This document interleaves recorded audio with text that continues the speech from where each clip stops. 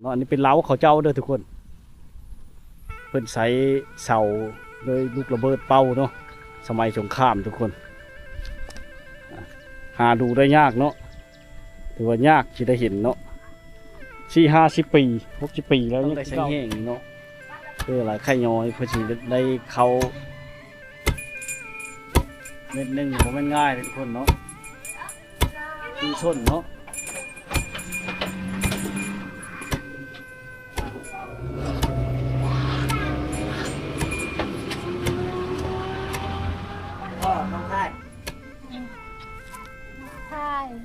ไปช้อนปลา ไปช้อนเพีย ช้อนคีดใส่แยงนี่เลยเนาะ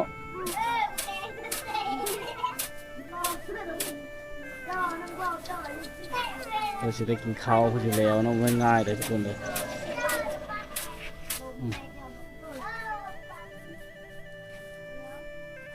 พระชาเผ่ามังกรพระชาละทึ่งนะครับวูวูติดจ้าด้วยไปเชื่อผู้ชายนะไปช้อนคีดเอาไปกับผู้เลิศเลยคือผู้เห็นแยงเห็นยังใช่บ่อีเมไปก้อนนั้นโอ้ผู้สาวไปช้อนคีดผู้บ้าไปน้ำในบ่าวบ่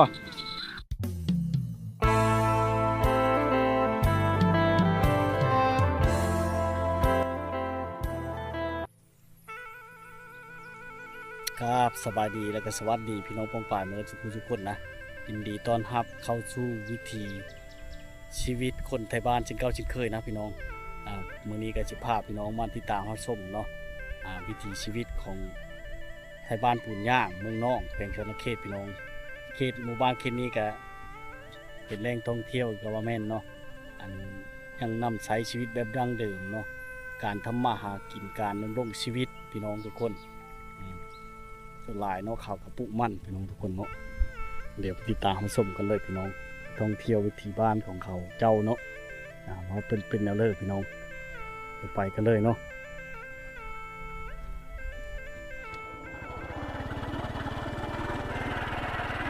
บ้านกับเจ้าในชนลายเขายังต่ำเขาอยู่เลยคนยังต่ำเขาเนาะต่ำเขาแบบหูห่านเลยนะทุกคนใส่คกเนาะลายมันจะมีคำเต็มเลยเนาะ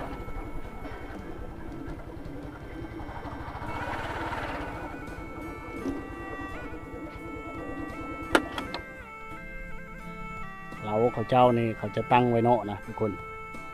เนาะเราเขาเจ้านะเขาจะตั้งไว้เนาะเนาะวานเนาะเพื่อนเนาะเพราะว่าการชิ้นเคยของเขาเจ้านะ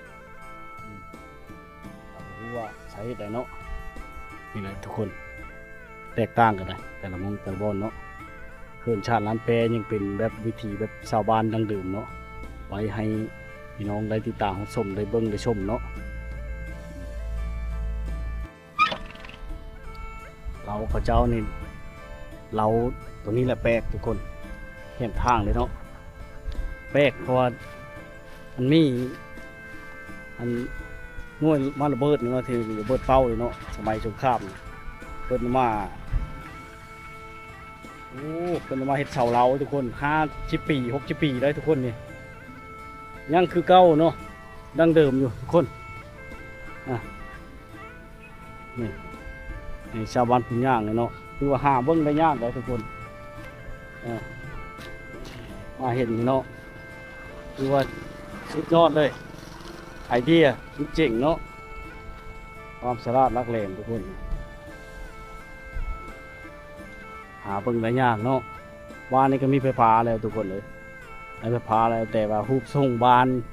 ยังเป็นดั้งเดิมเนาะไว้ให้พี่น้องได้มาติดตามรับชมเนาะยังใช้หัวขันไดบางบ้อนกับบางเวทยืนกับขึ้นนอนเนาะอันนี้เป็นเล้าเขาเจ้าเด้อทุกคนเพิ่นใช้เสาโดยลูกระเบิดเป้าเนาะสมัยสงครามทุกคนหาดูได้ยากเนาะถือว่ายากที่ได้เห็นเนาะ40-50 ปี60 ปีแล้วยังคือเก่าอยู่พี่น้องทุกคนเป็นแบบถาวรเนาะ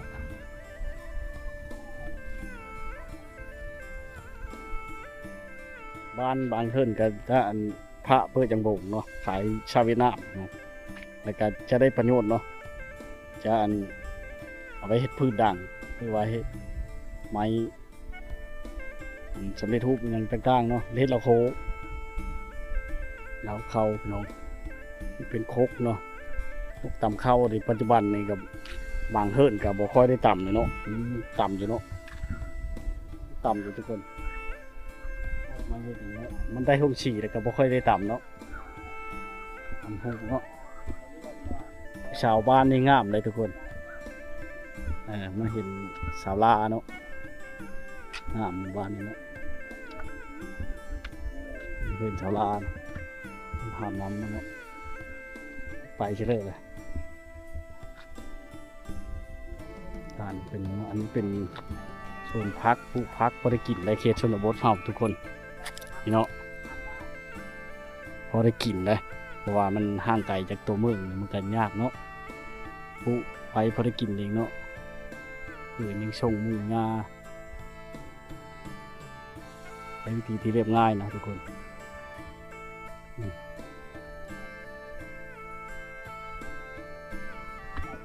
อันนี้บอนตำฮุกของเขาเจ้าเนาะชนหลายหมู่บ้านนี่เขาตำฮุกเลยตำแผ่ซินนาทีหาเบิ่งได้ยากเนาะเนาะมันตำยากเลยมันเป็นลายที่เป็นใหม่หมดนะทุกคนลายเขาเจ้าตำตอนกลางเว้นเนาะนี่เขาฆ่าให้ด้วยกินแล้ว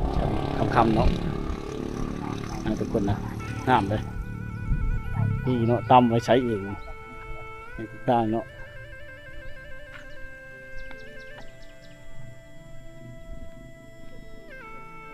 ท่านนั้นเดี๋ยวพี่น้องมาแวะมาหาเนาะกำลังนั่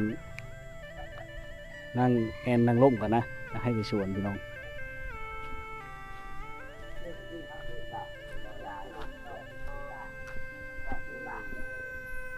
สบายดีสบายดี บันชวนโดยบันชวนหลังจากมาแต่ให้แต่หน้ามันร้อนๆเนาะพอดค่ายนั่งนั่งร่มกัน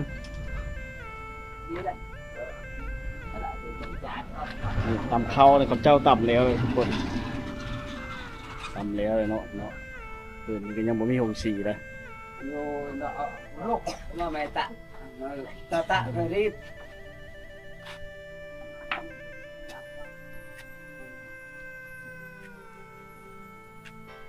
นั่นแหละดุง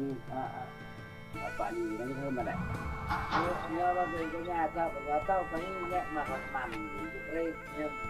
โก้เลยไอ้ที่ปตาเราหยาบเลยภาษาเขาเจ้าเนาะเฮาบ่ฮู้ดอกพี่น้องได้แต่พังเนาะบ่ฮู้เด้อภาษาเขาเจ้าบ่ฮู้โดยอันนี้ก็มีผู้สาวได้เฮิรนนี่พี่น้องเฮ้ยเลิกผู้สาวนะหัวแล้วผู้สาวก็ยังเขินอายอยู่เนาะเพิ่นกำลังปัดเขาเรื่อยๆอย่างต่างๆเนาะยังผมค่ำเลยพี่น้องมันค่ำเลยเนาะนี่ลายได้ฟื้นได้ผลประโยชน์เนาะอันนี้เนาะเฮ็ดพื้นเฮ็ดอันละโหนะทุกคนหลังจากเฮาเอาเปิ้ลมันขายเวทแล้วเนาะได้เนาะพุ่นเป่ากอเลยนาดเนาะจะเป็นเนาะขายเวียด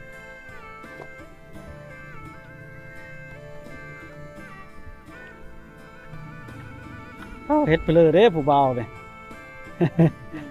นั่งลิ้นเนาะมาแต่เฮ็ดเวทไม่เมื่อยสบายดีสบายมากันนอนถึงนี่เนาะเมื่อยมาแต่ให้บ่มากันไปต้องการนี่แล้วเนาะโดยมาแต่ให้นะชุลายพี่น้องไปเชียร์ให้โจดมั่นอย่างต่างๆเลยงามเลยทุกคนเนาะทางให้ไปทางให้ช่วงนี้เนาะสิปลูกเข้าแล้วปีนี้เนาะมันบ่เป็นราคาปลูกเข้าเลยดีกว่าเฮาว่ะมันบ่เป็นราคาแถวแต่เฮานั่นก็บ่ได้ก้นเลยแบบเดียวเลยแถวนี้ไปแห้งหลายบ่ได้ก้นเลย เป็นราคานะทุกคนนะมันบ่คือตะกี้เลยเนาะบ่คือปีแล้วนี่นะเนาะอันนี้เพิ่นของเจ้าเนาะมันพอได้เบิ่งแย่งอย่ามาน้อยก็เฮาจะแช่ไปเนาะมันบ่ลึงเนาะเฮาจะแช่อยู่ทุกคน เป็นหลังเฮิร์นแบบไว้เบิ่งไว้แย่งเนาะบางเฮิร์นได้เฮิร์นมีแล้วก็จะใหญ่เติมเนาะผู้บ่ได้กันในนี้แหละคือเห็นเลยพี่น้องทุกคนเนาะแตกต่างกันได้คือเฮาแหละแต่ละท้องถิ่นบ่คือกันเนาะพัดเข้าคือเช่นเอาไว้ฉี่หรือต่ำอย่างต่างๆเนาะเป็นชิ้นเคยของเขาเจ้าแล้วพัดเข้าไว้ฉี่บ่เลยหรือไว้ต่ำต่ำบ่มีห้องฉี่โอ้ยชูแล้วเราเคยต่ำชิ้นเคยแต่ละมือทุกคนเนาะมันก็เฮิร์นเราก็เรียบธรรมดาเนาะ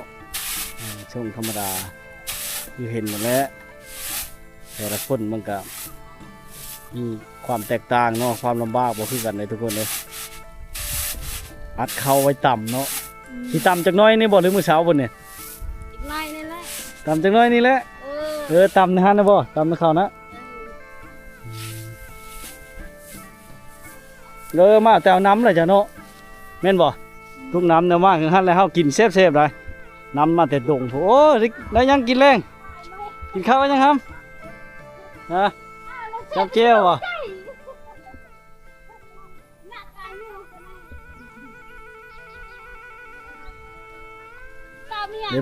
เดี๋ยวไปเบิ่งผู้สาวตำข้าวอันนี้ยังสิตำไปตำพะเนาะนี่เนาะลากำลังพัดก่อนสิตำแต่ทุกครั้งต้องได้พัดกันเนาะพัดเอาก่อนทุกคนเอาข้าวรีบเอาก่อนเนาะยังสิได้ตำได้เพิ่นเด้อผู้สาวตำข้าวอยู่พุ่นเนาะ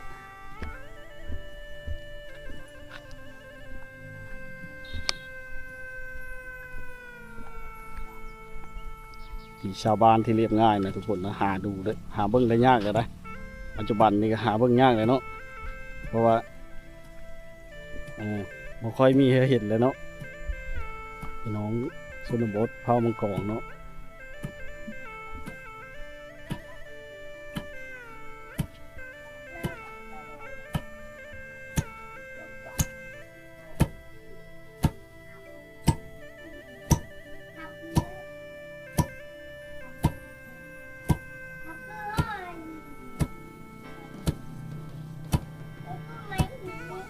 เจ้าตำข้าวเนาะเจ้าตำข้าวยำมื้อเช้ามื้อแรกนะทุกคนนะตำแล้วก็พัดแล้วก็ตำเนาะการทิ้งเครื่องของเจ้าเฮาจะเฮ็ดบ่เป็นเนาะแล้วตำทั้งมือมันเชยนะสบายดีผู้เช้า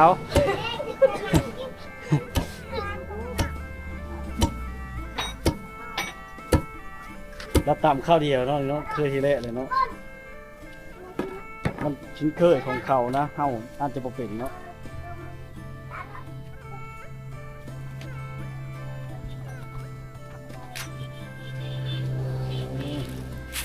ที่คิดเนี่ยเนาะทำลายเรียบไปทุกคนเลยหลังจากเขาต่ำแล้วเขาเลยมาพัดเนาะพัดแล้วก็ฮ้อนๆครึ่งยังตั้งอยู่ว่าต่ำไหมเนาะว่ามันเป็นการชิ้นเคยเนาะเฮาก็สิบ่เป็นเหรอมึงอาจจะพ่อน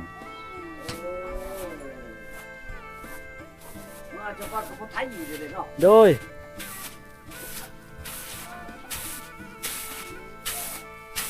สาวชนบทเนาะสาวบ้านป้าทุกคนเราก็ยังโชดดิบ่เจ้าช่างครอบครัวแล้วบ่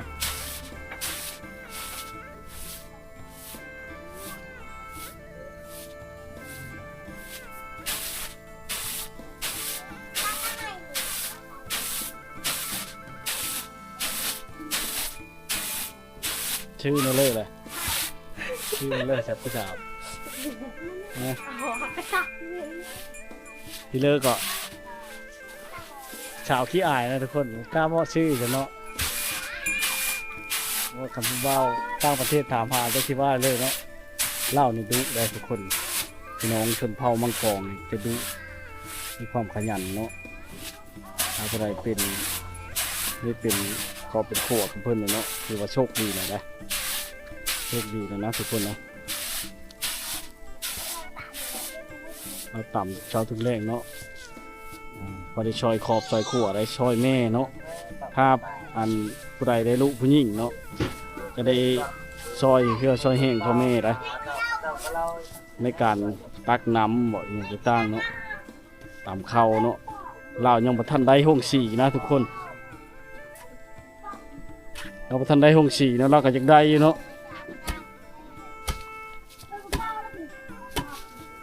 ชื่อในเลิศเลยผู้ชาวนะบ่ชื่อในเลิศ ลูกไปพอแล้วก็ดี ดูไพ่บ่ เออ เออเป็นช้างครอบครัวเนาะเพิ่นกระชูชนชูชีวิตเพิ่นหลังนี้ก็บ่ทันได้อันห้องสี่นะทุกคนนะอยากได้อยู่แต่พื้นห้อนอยู่แล้วเนาะมันแตกต่างกันยังบ่พอเนาะเล่นยังบ่พอเนาะรถไถก็เป็นรถไถเก่าเลยนะไถเก่าเลยเนาะ เฮ้ยมันจะรถ เพ่แล้วโหขึ้นได้ก็ยังไถแบบเก่าๆอยู่เนาะผู้ใดเห็นใจเนาะใจบุญเนาะชงชานก็ติดต่อทางบ่าวผู้ไทยได้เนาะแล้วมาซอยเหลือกันพี่น้องแต่ละท้องถิ่นอาจจะบ่คือกันเนาะบางบ่อนก็ได้หงสีบางเฮิรนก็บ่ได้เนาะ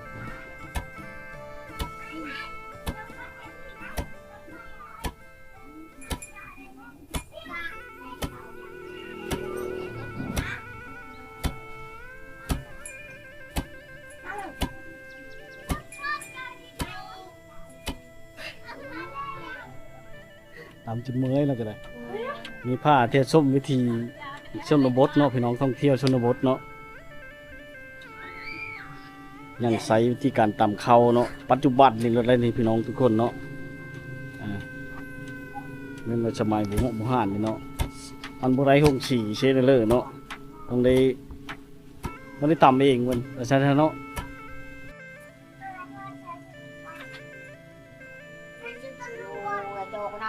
มันฮ้อนต่ำกันชิ้นย่างได้บ่คือฤดูหนาวได้ทุกคน เพราะว่ามันต้องได้ใช้แห้งเนาะคือหลายไข่ย้อยเพื่อที่ได้เข้าเม็ดหนึงบ่แม่นง่ายเลยทุกคนเนาะชุมชนเนาะ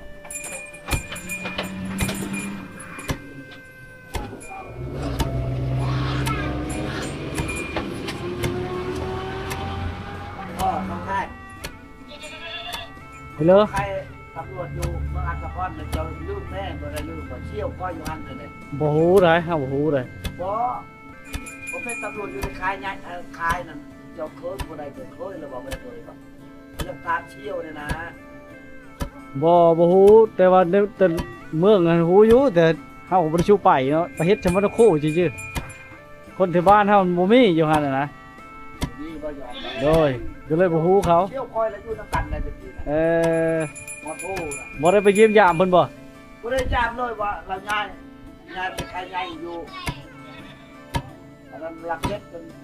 เมืองไอ้นี่เมืองอัศพรนั้นอะไรมันนำกันให้บ่ลาวไปชื่อนั่นโท โห คนอันนี้นะตรงเฮ็ดนี่นะลาวนะ คนต้องเห็นรุ่นตุกคอยแล้วก็แม่นรุ่นกับลูกก็แม่นเนาะรุ่นคอยแล้วเชื่อโลดคนที่ยานะคนตำที่ยาลาวก็ได้ คันอ้ายกันหานะเฮาพอฮู้อยู่อ้ายกันหานะแต่เดี๋ยวนี้จักเราย้ายไปชื่อเลยอะไรย้ายลงแขวงหรือบ่หรือว่านั่นแหละ รู้จักทางคนมันอยู่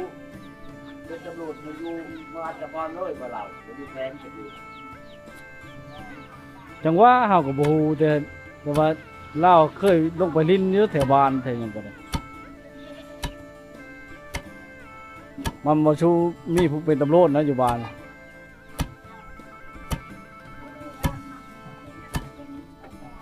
ปะกันกับเที่ยวเนาะเนาะ ช่างครอบครัวใหม่ปีนี้แล้วบ่ ลูกไทยชี้คนหน้าคนคือลูกไทยคอยมัดนี่ตั้งตรงนี้ อ ตั้งเรื่องแกดิ โดย ไปคอยแล้ว ตัวนี้บ่ทันออกเฮือนบ่ ยังอยู่กับกันทั้งเรา ยกอ่ะให้ผู้อยู่นำไปแล้วพอได้ผู้อยู่เฮ็ดอยู่กินนำเนาะ ลูก5คนเป็นทหารประจำอยู่ชายแดนนะเลือดรักตัวนี้ โดย รับอยู่ชายแดน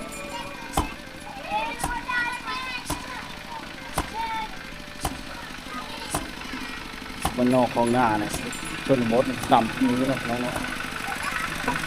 นี่ก็แค่มันต้นนี่เนาะคือไปส่งในห้องงานไปเลยทุกคนไปส่งในห้องงานเนาะ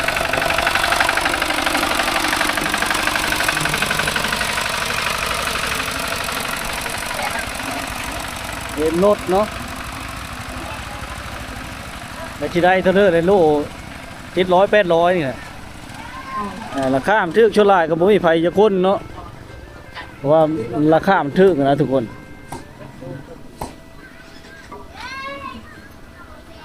ยามค่ำๆเนาะพี่น้องมาแต่ให้แต่หน้าเนาะมาแต่ให้พุ่นแล้วนี่คน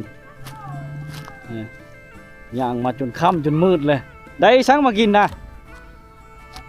ไปก้นมันบ่ได้หยังเนาะ ใช่ ยังไปมาบางเรื่องนี่นะบ่มาแต่ก้นมันทุกคนเนาะ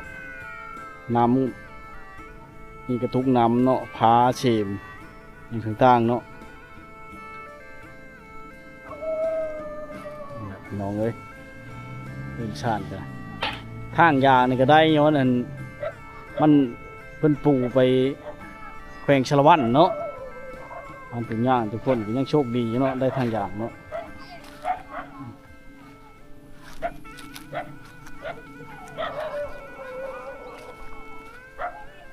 คำมันเนาะไปหาอยู่หากินบางคนก็ได้ชดลายก็มาแต่ให้เลยทุกคนเป็นคนมั่นเนาะพอเรนซื้อข้าวกินเนาะเขาเจ้าบ่ชูนเนาะบ่ชูได้เห็นหน้านะแถวนี้น้ำพ้นตกน้ำมันจะอ้างเด้เขตเมืองนอกนี่ทุกคน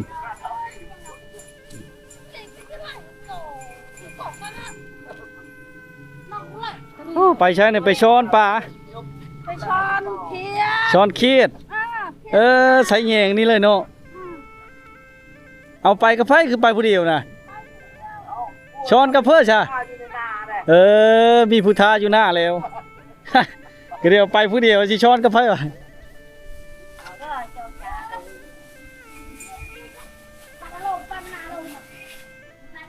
มันลำบากหลายทุกคนเลยเนาะผู้เลิศใจดีก็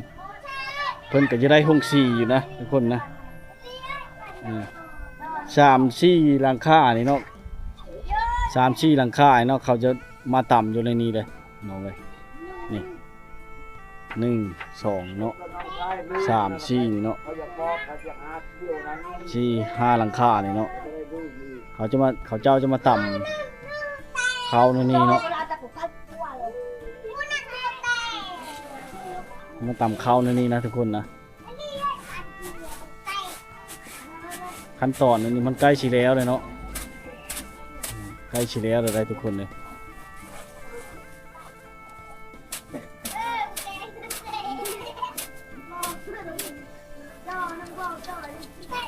เราจะได้กินข้าวชิแล้วเนาะง่ายๆเลยทุกคนเลย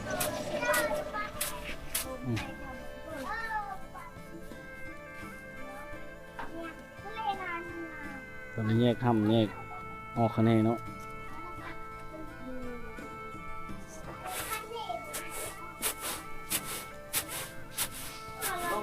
มันในเมืองอาจจะพอระบอกบ้านนอก อยู่บ้านนอกผู้ใดอยู่พูนไกลๆผู้ใด10 ปลายกิโลบ่เฮากะ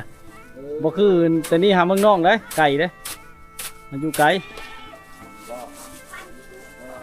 บ้านยังนั่นน่ะบ้านนอก บ้านน้ามะเกือพุ่นน้ามะเกือแถวใกล้ชุมพงพุ่น ไปมัดขนาดโอ้โหแต่รันบอก โดยจนพระพุทธไทยแต่ภาษาเผ่ามังกรภาษาละทึ่งนี่ครับหูหูติจ้าด้วย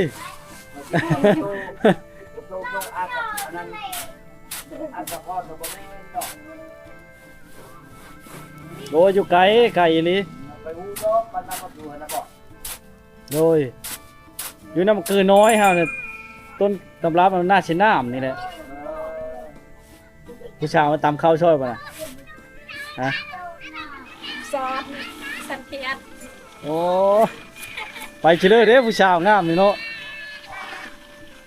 สาวผมท้องเลยทุกคนไปเฉลยผู้ชาวนี่นะไปช้อนเขตเอาไปกับผู้เลิศเลยคือผู้เห็นแย่งเห็นยังใช่บ่อีเมไปก้อนนั้นโอ้ผู้สาวไปช้อนเขตผู้บ่าวไปน้ำในบ่าวบ่เขาจะไปน้ำบ่าวบ่ยันผู้บ่าวหาย ไปแล้วพี่น้องชาวผมท้องน้องไปแล้วไปช้อนเขตคือสิได้เนาะแต่ละมือเนาะ2 คนพี่น้องโอ้ยมีแต่ผู้งามเนาะนี่ขี่รถชิงนี่เดินขึ้นอยู่ถึงเลยทุกคนเร่งพัฒนาเนาะโอ้ยผู้บ่าวแล้วไปน้ำร่างได้นี่โอ้บ่แม่นเนาะบ่เข้าใจภาษาเขานะพี่น้องจักเขาไปน้ำบ่ไปน้ำเนาะ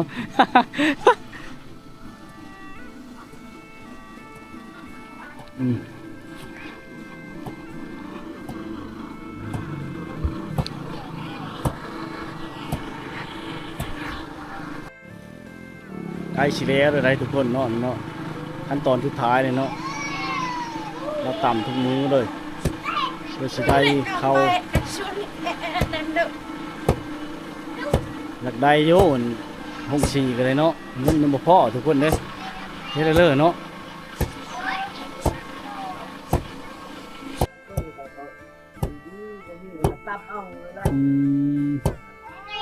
สู้ไฟฟ้าลาปีมันหนักชิได้เฮ็ดให้เลยเป็นกำลังใจให้เด้อขอให้แล้วไว้ให้ชิแล้วเลยทุกคนเลยเราต่ำเกือบว่า30 นาทีพอเลยเนาะเอาคักๆเนาะพุ่นแหละกว่าเองเนาะทุกคนเนาะบ่ง่ายเด้ต่ำเข้านี่ก็ได้ทุกคนเด้อ